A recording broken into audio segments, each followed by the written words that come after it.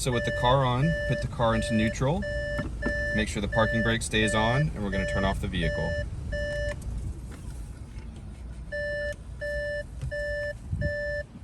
So the next step is going to be using a panel tool to remove the AC control panel, but before we remove anything like usual, we're going to put down a blanket to protect our work area. So once we have our work area protected, we're going to use our panel tool, and we're going to pry this away, starting on the passenger side, gently working in, pulling it out. Once it pops out, we're going to slowly work our way over towards the driver's side.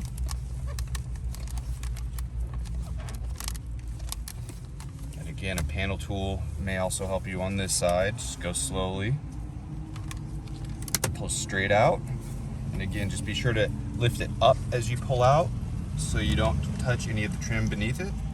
There's going to be 2 wiring harnesses, and we're going to go ahead and disconnect those. So to release these clips, you're just going to pull up on the red part, and you can push down on the black tab underneath.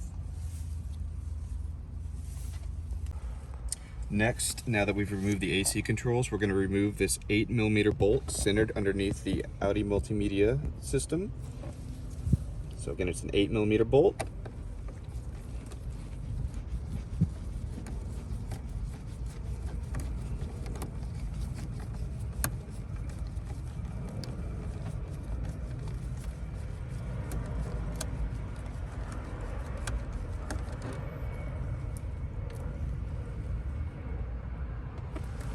Go ahead. So with the AC controls removed now and the bolt underneath the multimedia center removed, we can now just pull straight out on this multimedia unit. It is fairly heavy, and it also has 2 wiring harnesses that don't allow it to come out all the way, one on each side. So we will want to go on and disconnect these so we can remove the unit fully. Once you remove the first 2 wiring harnesses, you'll be able to pull the multimedia unit all the way out. And once you have access to the back, you will want to go ahead and remove the gray and this big wiring harness on this side as well.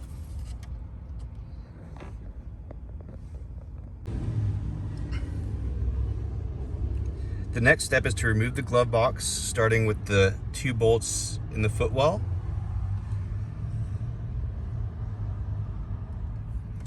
And then also, when we open up the glove box, there's going to be these bolts running along the top that we're going to want to remove.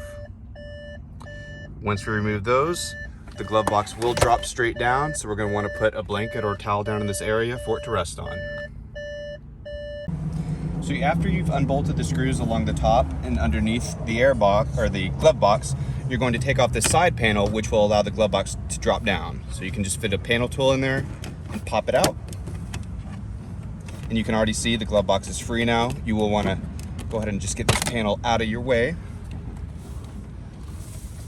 From there, the glove box is just going to drop on out. So just to be accurate for this car, there were actually 5 along the top and 3 bolts in the bottom, 2 on either side and 1 facing straight down towards the center. So there were 8 in total, 5 on top and 3 on bottom.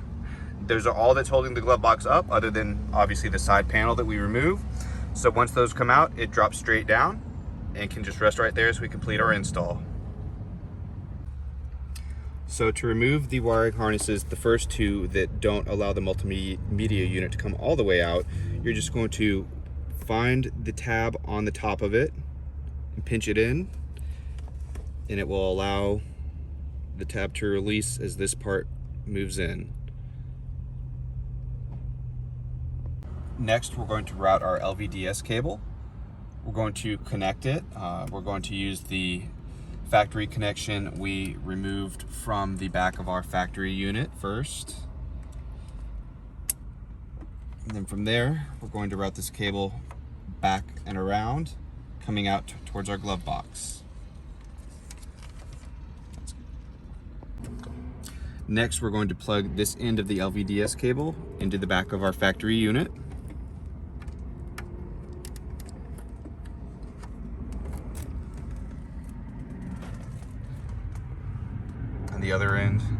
coming out in our footwell and can be attached to the back of our unit.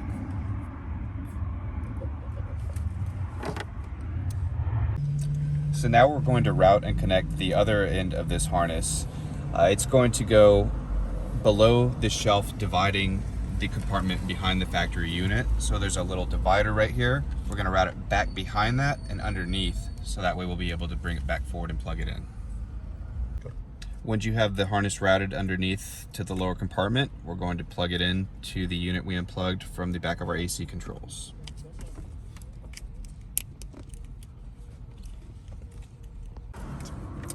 Now this part of the harness, the CAN cable, is going to go through the side and come out in the glove box compartment so we can route it to our unit.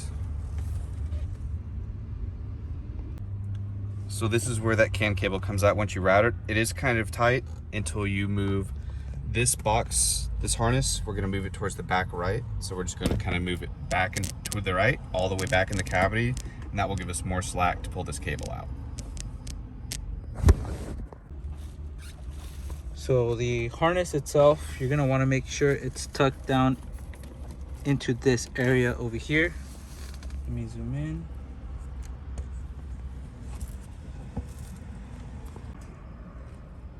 That harness, you're gonna want to tuck it underneath into that area over here. So it's out of the way, so when we push the radio in, it won't affect the radio going back into it. And the rest of it, tuck it underneath this plastic shelf. Tuck it under, so it's also not in the way of the radio going back into it. So next we're going to plug in this wiring harness. We're going to plug this end into what we detached from the back of the factory unit, and make sure you use the clip to hold it into place.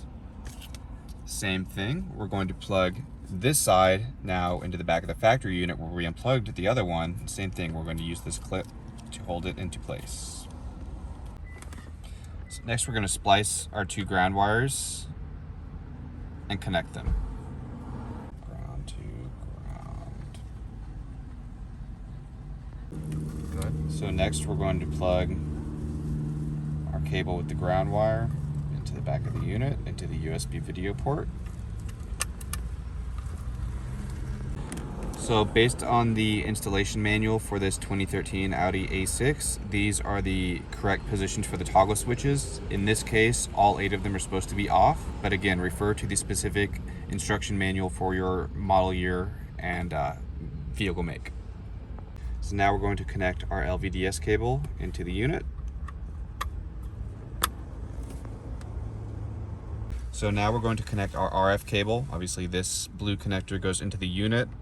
This other end is our antenna, and there's actually room for it if we go up behind this panel. Right back here on the other side of this is a perfect, nice, flat, smooth area to mount it. So again, we're just going to take this antenna, tuck it right back here, and then plug the other end into our unit. Then we're going to connect the CAN power cable to the back of the unit.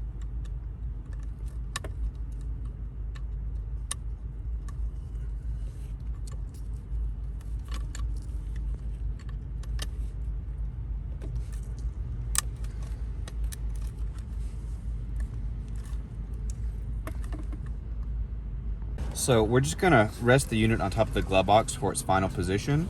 We are going to put some foam tape on top of it. So as you can see, we've applied the foam tape to the top of the unit. We are going to need to route our wired USB connection, and for that, there is space. If you just go back behind it all, this panel right here, it will be able to drop out directly underneath, and the USB will come right out to the passenger footwell. So as a reminder, make sure you connect these front 2 plugs on the multimedia unit. And then from there, once you have the multimedia unit fully connected, we're gonna go on and plug in these other 2 wire harnesses into the back of our AC control unit. And once everything is plugged in, we'll be ready for testing. So another thing before testing, we wanna make sure that we attach the ADMI connection in, so our unit will read that there is an active connection.